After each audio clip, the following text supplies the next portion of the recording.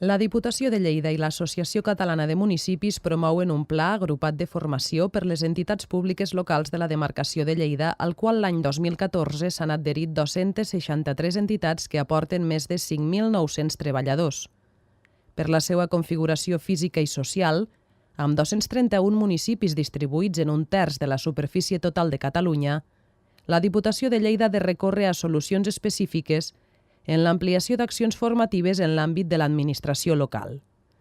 Per aquest motiu, els darrers anys s'ha promogut la formació a distància i al juny de 2013 es va iniciar la formació a través de videoconferència, mitjançant la qual es retransmet en directe la formació presencial que es realitza a qualsevol de les seus on es programen els cursos. Això permet a l'alumnat assistir de forma presencial a la localitat on es realitza el curs o en modalitat de videoconferència a la seu del seu Consell Comarcal corresponent. Els que vivim tan lluny de qualsevol centre de població, lluny de centres d'universitats, lluny d'acadèmies, doncs tenim una dificultat afegida a l'hora tant de cursar estudis universitaris, com de fer cursos, com de fer màsters, i en aquest cas la videoconferència és una alternativa molt eficient per suplir tota aquesta distància. En els primers 10 mesos d'aplicació d'aquest sistema formatiu, més de 600 alumnes han seguit algun dels cursos per videoconferència, entre els quals gairebé una trentena ho van fer des del Consell Comarcal de l'Alta Ribagorça. Els alumnes que assisteixen a la modalitat de videoconferència poden participar i interactuar en directe amb la resta d'alumnes del curs per veu o mitjançant xat. Tot el que és l'Alt Pirineu i Aran no arribem a l'1% de la població de Catalunya, per tant tampoc som públic objectiu per les grans entitats formadores. En aquest cas, Diputació de Lleida sí que ha apostat per fer una oferta formativa pensant en aquella gent que estem a una certa distància, no pensant en aquella gent que tenen flexibilitat horària, sinó en aquella gent que vivim lluny.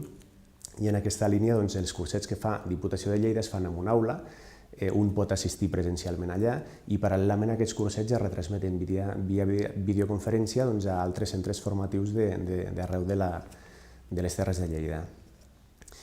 L'avantatge és que és una formació en viu i en directe. Tu estàs escoltant el professor, es pot interlocutar, es pot preguntar i hi ha un ambient de col·lectivitat. Entre l'any passat i aquest s'han fet al voltant de 10 cursos. Hi ha alguns de comptabilitat, cursos de finances, cursos sobre el SEPA, l'adaptació a la normativa de pagament europea.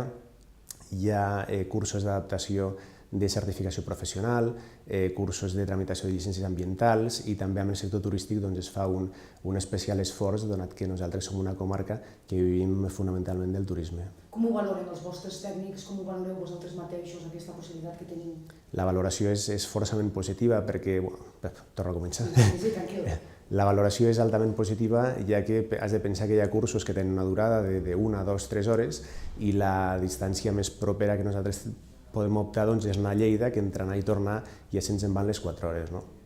Per tant, els desplaçaments són molt més llargs que no pas la durada dels cursos i això ens dificulta molt l'accés a determinades accions formatives que d'aquesta forma sí que hi podem optar.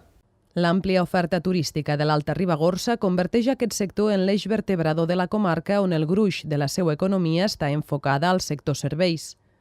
La Diputació de Lleida contribueix a la promoció econòmica d'aquesta comarca, igual que ho fa amb la resta del territori lleidatà amb ajuts adreçats a la millora dels recursos turístics, com la renovació de la pàgina web, la participació a fires del sector i l'organització de jornades gastronòmiques i fires especialitzades.